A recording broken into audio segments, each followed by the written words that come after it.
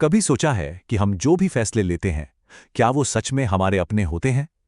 सोचिए जरा, अगर मैं कहूं कि हमारे ज्यादातर फैसले असल में हमारे हैं ही नहीं, बल्कि किसी और के इशारे पर लिए गए हैं।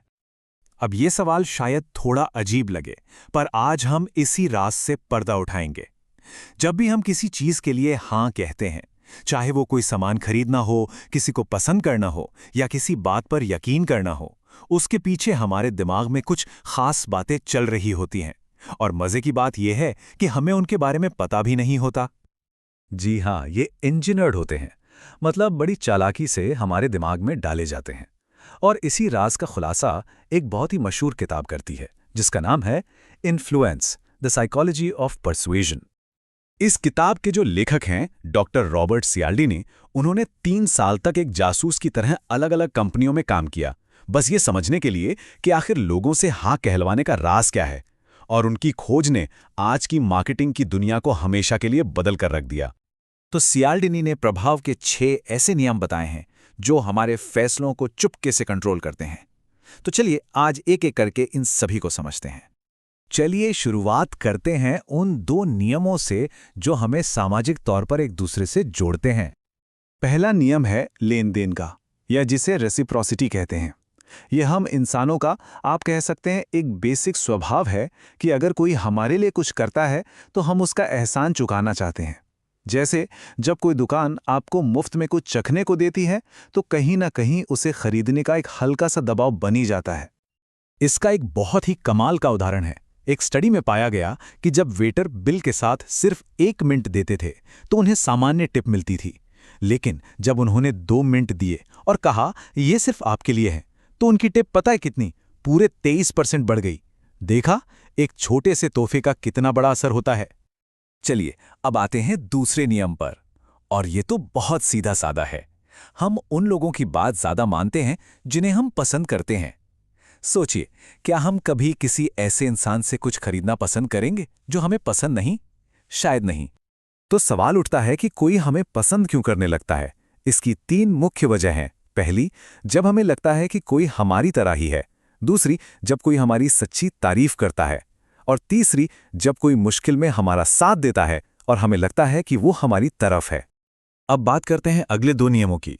ये हमारे दिमाग के बनाए उन शॉर्टकट से जुड़े हैं जिनका इस्तेमाल हम फैसले लेने के लिए करते हैं। हम सब की एक आदत होती है, हम जो एक बार कह देते हैं या कर देते हैं उस पर टिके रहना चाहते हैं। जब हम किसी छोटी सी बात के लिए हाँ कह देते हैं तो हमारे लिए बाद में उसी से जुड़ी किसी बड़ी बात के लिए न कहना बहुत मुश्किल हो जाता है। इसका एक मज़ेदार प्रयोग है। लोगों से अपनी कार पर एक छोटा सा स्टिकर लगाने को कहा गया जिस पर लिखा था सुरक्षित गाड़ी चलाएं। ज्यादातर लोग मान गए, छोटी सी तो बात थी। लेकिन कहानी यहां खत्म नहीं हुई। कुछ हफ्तों बाद उन्हीं लोगों से अपने घर के बाहर एक बहुत बड़ा और भद्दा सा साइन बोर्ड लगाने को कहा गया, और कमाल की बात यह है कि 76% लोग इसके लिए भी मान गए। क्यों? क्योंकि वे पहले ही अपने मन में एक सुरक्षित ड्राइवर होने की पहचान बना चुके थे।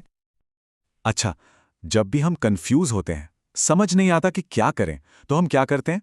हम दूसरों को देखते हैं। ये हमारी एक बहुत पुरानी आदत है। हमारा दिमाग सोचता है कि जो भीड़ कर रही है वही सही होगा। 75%, ये नंबर अपने आप में बहुत कुछ कहता है, पर यह है किस बारे में? चलिए देखते हैं। तो ये 75% का आंकड़ा दरअसल होटलों के एक एक्सपेरिमेंट से आया है। जब होटलों ने यह बताना शुरू किया कि हमारे 75% मेहमान तौलियों का दोबारा इस्तेमाल करते हैं, तो अचानक से तौलियों का दोबारा इस्तेमाल 33% बढ़ लिया। ये है भीड़ की ताकत। और अब बात करते हैं आखिरी 2 नियमों की, जो ताकत और किसी चीज की कमी यानी स्कैर्सिटी से जुड़े हैं। हम ना अक्सर उन लोगों की बात बिना सोचे समझे मान लेते हैं जो किसी ऊंचे पद पर होते हैं। एक मशहूर प्रयोग में लोगों को सिर्फ इसलिए दूसरों को बिजली के झटके देने के लिए राजी कर लिया गया क्योंकि एक डॉक्टर जैसे दिखने वाले इंसान ने उन्हें ऐसा करने को कहा था। ये दिखाता है कि वर्दी और पदवी का हम पर कितना गहरा असर होता है। ये तो हम सब जानते हैं ना, जो चीज कम होती है उसकी वैल्यू बढ़ जाती है। इसी को कहते हैं फियर ऑफ मिसिंग आउट या FOMO। एक प्रयोग में लोगों को वो कुकीज ज्यादा अच्छी लगीं जो जार में सिर्फ 2 बची थीं, जबकि स्वाद में वो बाकी कुकीज जैसी ही थीं। यही है कमी का जादू।